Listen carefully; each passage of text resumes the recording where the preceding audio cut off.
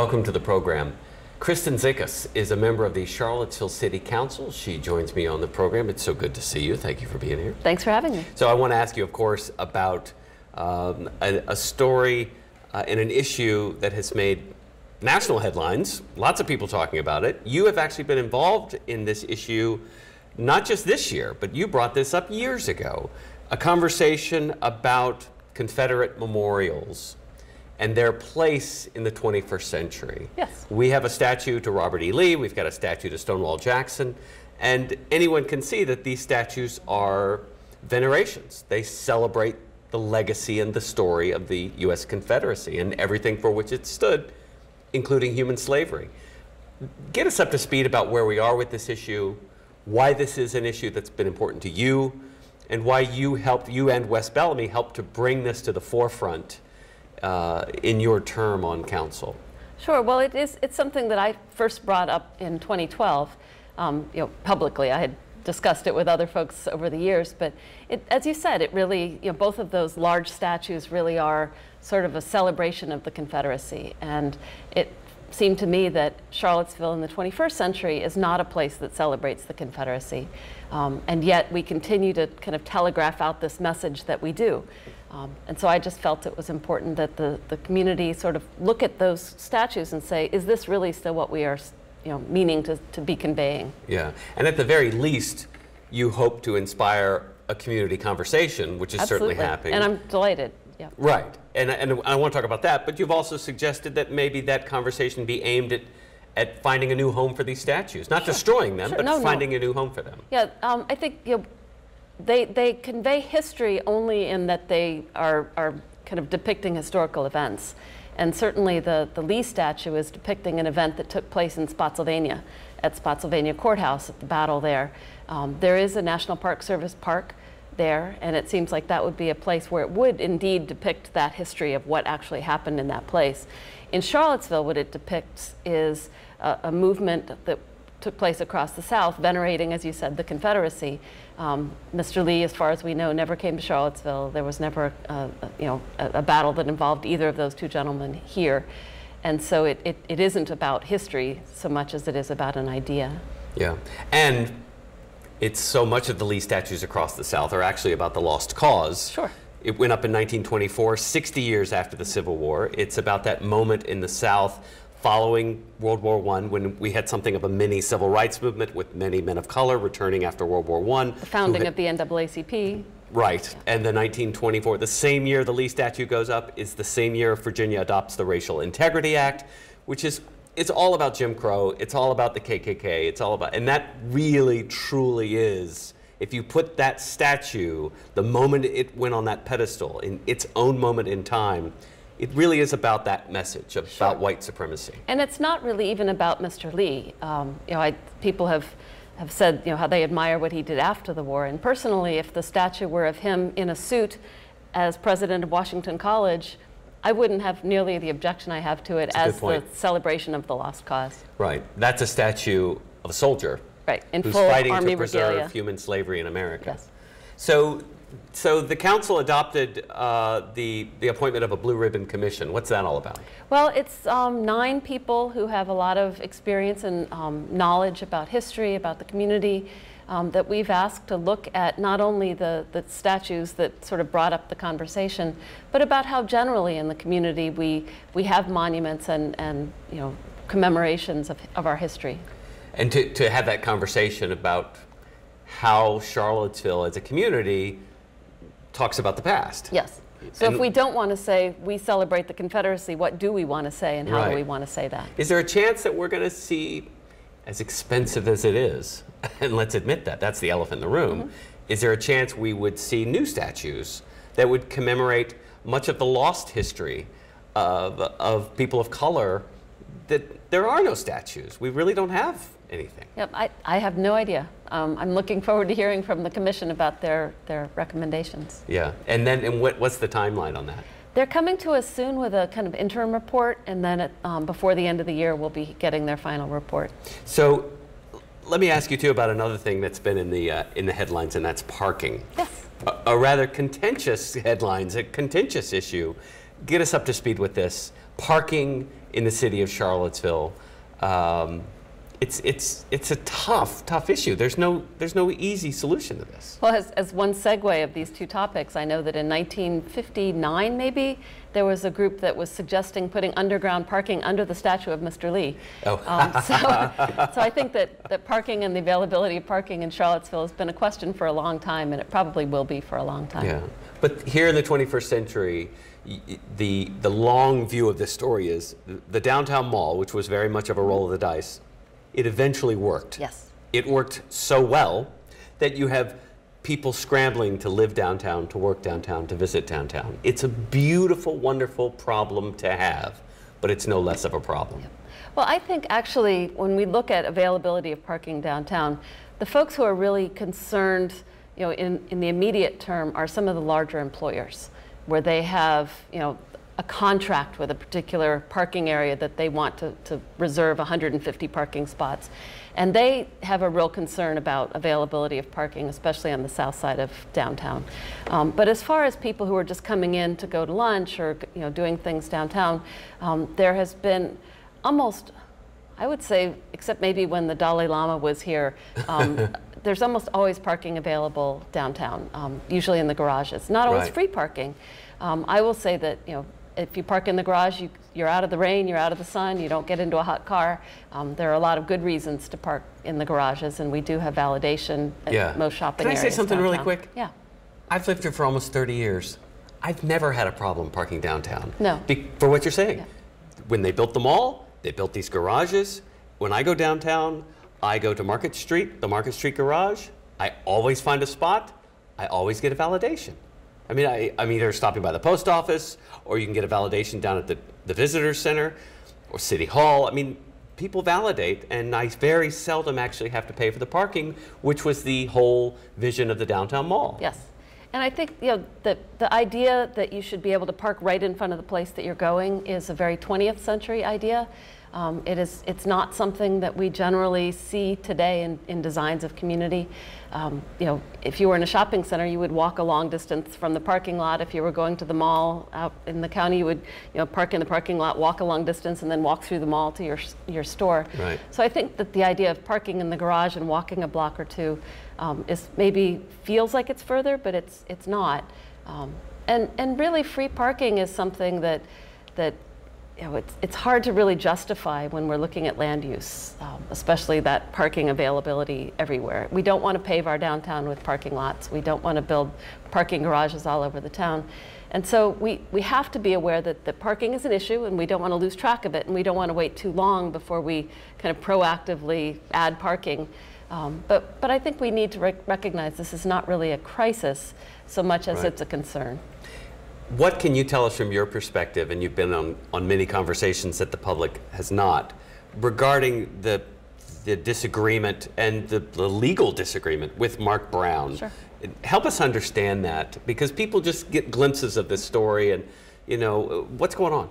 Well, I think that when it became a lawsuit, it became very difficult to talk about publicly. I think, Sure. you know, Yeah. there are various, There's only so much you can say. suits and countersuits, and I don't want to kind of jeopardize the actual legal case by trying it in the public. For those who don't know, who is Mark Brown, and what's the... Sure. Well, Mark Brown owns the ground under the Water Street garage, and he also owns a lot of the parking spots within that Right. garage. And explain the legal suits. He's suing the Gosh, city? I'm not sure I can. I mean, I can, but it gets really complicated. At this point, really, you know, it's really a matter of who controls the policies for the Right. garage. And Because he also, has wanted to raise rates. yes, by a lot. Yeah. And the city was interested in raising the rates a certain amount per year, but so it wouldn't be so extreme a raise. And that's kind of where it started, but that's not really the only issue. One of the issues in court is the sale of some of they're like condominium spots. The spots are owned within the garage. The sale of some of those spots to CPC, which is Mr. Brown's organization, without giving right of first refusal to the city. So that's one of the Which is issues. a violation of the bylaws of the Well, the group. judge will decide that. Yeah. So and what's the timeline on that? Do we know, or is that... I don't really know. The lawyers are still doing their thing. Sure. We get updates, but you know, those things grind slowly, unfortunately. And that whole legal mess that will be worked out is part of this larger conversation about parking. Sure. It's not the only issue. A lot of the other issues we're looking at is you know, having, for the most convenient, right next to the mall parking, having that be paid parking, so that it becomes, you know, a decision that people make of whether they really want to park there, or further out, or in the garage. And that's independent of the whole parking garage issue. Yeah. So we were talking before we went on the air about driverless cars and how one day, you know, people won't really buy cars. They'll just go on their phone and, if it's a phone, and they'll order a car and it'll just show up and there won't be a driver and you'll just get in and it'll take you where you want to go, and you won't need to actually own a car and then park it all night in your garage or your driveway and then park it all day in the paid parking to go to work. It'll be a very, very different world. Could be. Yeah. I think that whenever we try to tell the future, we make fools of ourselves. It's not that you are, but yeah, I really think that, you know, there are technologies, there are some glitches that have happened recently that have made people think it may take a little longer than we thought. Yeah. I also worry a little bit about driverless cars as the answer to congestion and to parking, because again, you have the single occupant vehicle that's just driving around, and I can see a lot of traffic congestion even if at that point you don't have parking congestion. So I'm not sure that that's really the solution that we're waiting for. Right. Along these same lines, growth and development. Mm-hmm. In many ways, Charlottesville, the community of Charlottesville in 2016, is something of a victim of its own success with the congestion and issues like parking. And help us understand your thinking about growth in Charlottesville. Well, I come at it from really two perspectives. One is sort of a social justice perspective of making sure that we pay attention to having living wage jobs and making sure that we have housing that is you know, available to a regular person in a living wage job. Right. So you know, as we do development, I'm always trying to make sure that we're doing it in ways that kind of support that as a piece of the puzzle. It can't be the only development that you have. No one piece is ever going to be the solution. But the other thing that I look at is from an environmental perspective. If we don't provide some amount of urban density in areas like Charlottesville, what we end up with, because people do want to live here. People who graduate from UVA stay, which is something that we're delighted about. People who grew up here hopefully want to stay. People want to move here from elsewhere. And if we don't provide kind of you know, living places within the city, what we end up with is sprawl. We end up with everybody with a house on an acre out in the county, and it just goes further and further. And that's not environmentally sustainable. And so I think in the city we're looking at making sure that we maintain the integrity of neighborhoods that have the single family homes, but also look at other models like row houses and townhouses, apartment buildings, so that we can have a range of housing options that are a little more dense. Yeah. And yet, even with those options, it's still unbelievably expensive to live here. Well, we don't really have those options. At this point, there are not row houses, there are not townhouses. Those are options that have not really been brought into the puzzle yet. Yeah, but I guess my point is, even the smaller options that do exist now, even, you know, a one-bedroom apartment in Charlotte, it's just it's one of the most expensive places to live in Virginia. Exactly, because we haven't really done that density. We're sort of at the beginning of that process. That's the problem we're trying to solve. Yeah. So those who say, "Oh my gosh, another development in Charlottesville," your reaction is, "No, this is a good thing." I think it can be a good thing. Right. Not every development is the greatest thing, but yeah, I think absolutely. that development itself is not the enemy of affordability. In fact, it can be the ally of affordability. Good stuff. Okay. We're talking with Kristen Sakos. We'll take a quick break. You're watching the Coy Barefoot program, and we'll be right back.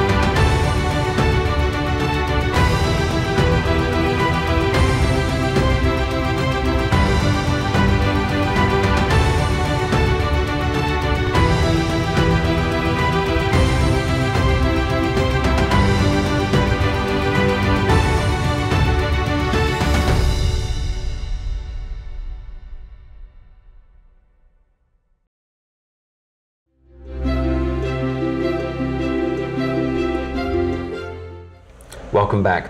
Kristen, I wanted to pick up on something we were just talking about a few minutes ago about affordable housing. And it seems like there's some places in America that do it well. You know, Austin, Texas comes to mind, where they actually have codes that make affordable housing easier.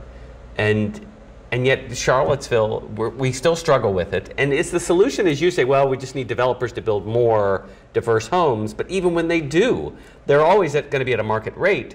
And it seems like that market rate keeps going up and up. And yet we still struggle with the fact that school teachers and cops and first responders and city employees and the people who are on the front lines every single day serving the community of Charlottesville can't live in that community. They just can't afford to. They're in Waynesboro, they're in Greene, they're in Fluvanna, they're in Nelson, and they're spending a fortune on gas to go back and forth.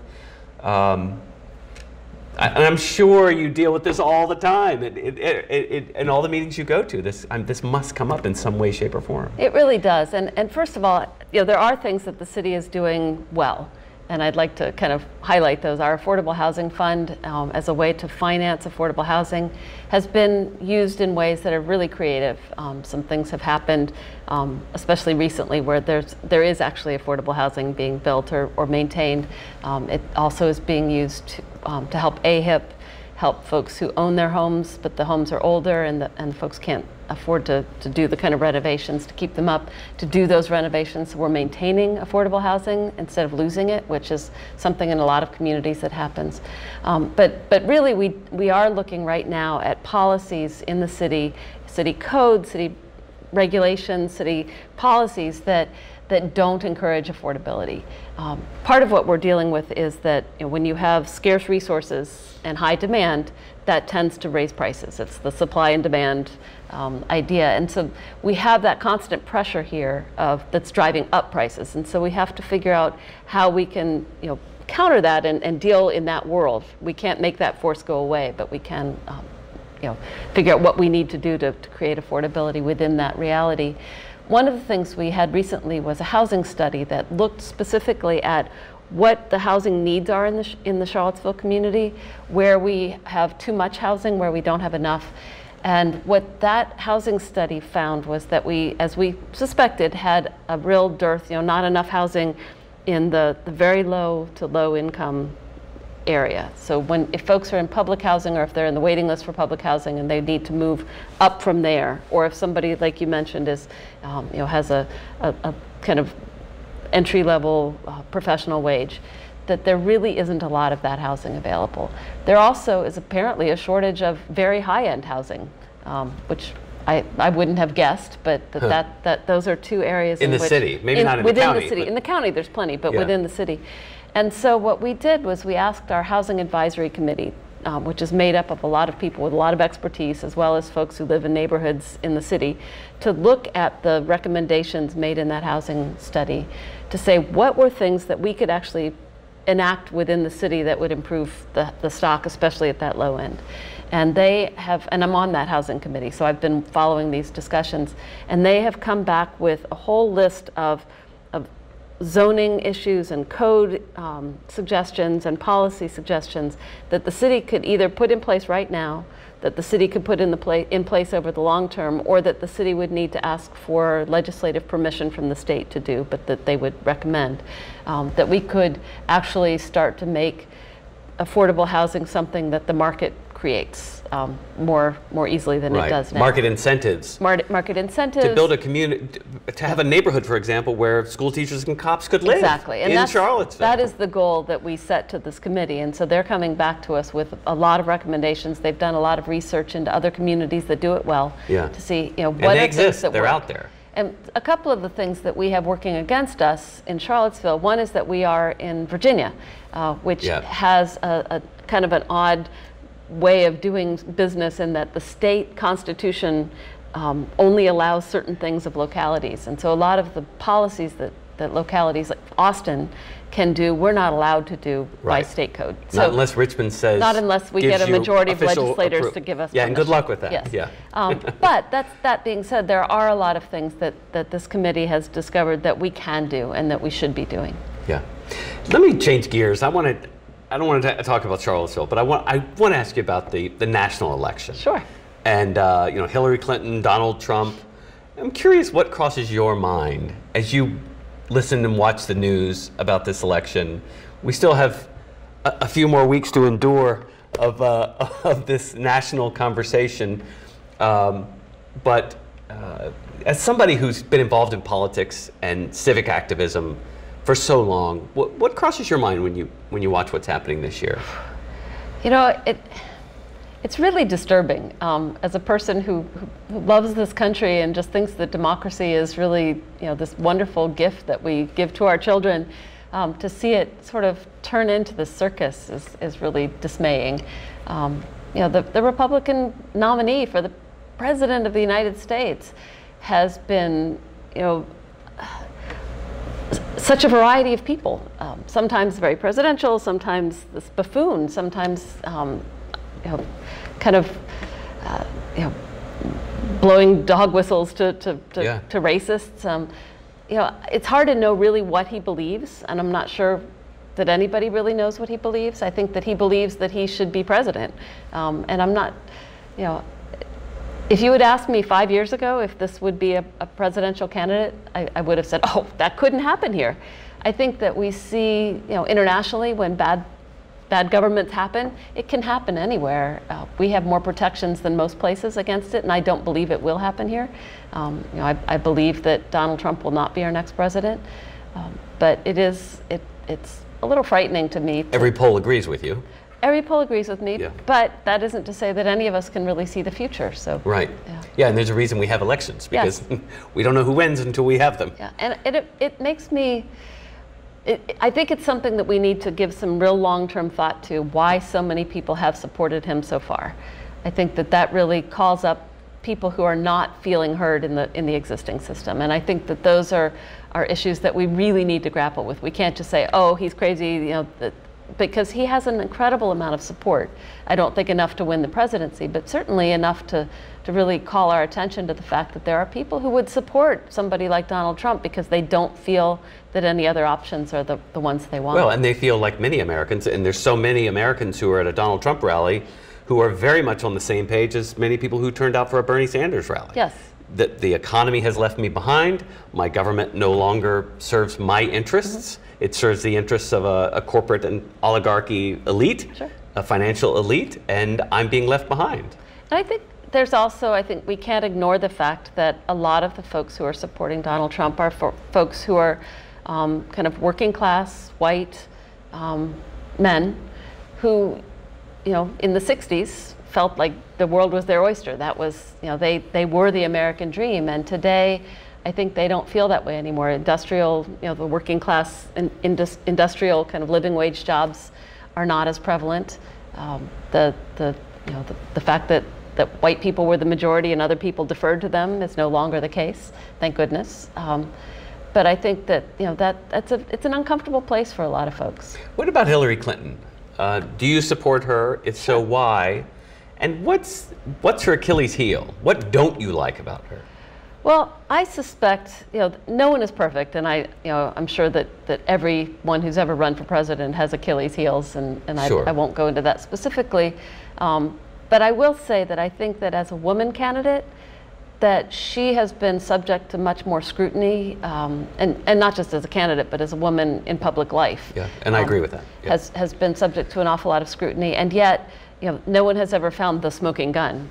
They found lots of flaws, they found lots of things to criticize, and I think those are legitimate, but I think that the fact that she's been under so much scrutiny and no horrible smoking gun has been found really kind of gives lie to the fact that, the people who say she's horrible and criminal, and I really don't think she is. I don't think there's any evidence that she is. We probably never had a presidential candidate in America that has been this vetted. Yes. And this vetted over this long of a time. Without anyone finding anything that disqualifies her for president. I think she's probably the most qualified candidate we've had in a long time. She's been Secretary of State. She's been, in the White House, even as a spouse. She's certainly, she's been a U.S. Senator. She's certainly qualified for this job. I think she's going to make a great president.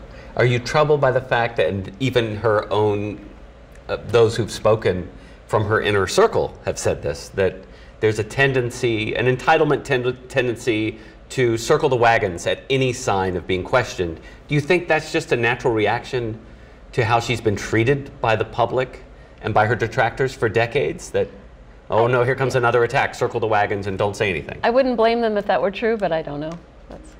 Yeah. So how do you think history's going to look at this? Oh, man. We got a couple minutes left. I'm just, you know, what's your message to history? Don't judge us on this year. I think I just recently saw Bloody Bloody Andrew Jackson.